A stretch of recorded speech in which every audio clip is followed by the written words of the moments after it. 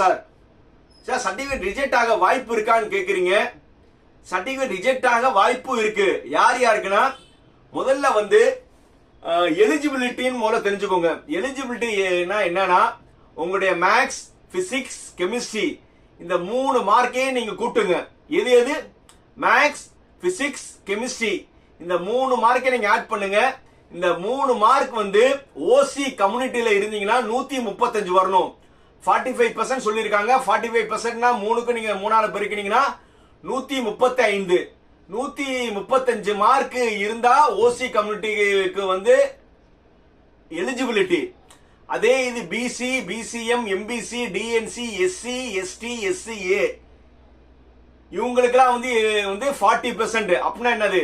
உங்களுடைய maths, physics, chemistry இந்த 3 மார்க்கே நீங்க கூட்டினீங்கன்னா எவ்வளவு இருக்கணும்? 120 இருக்கணும்.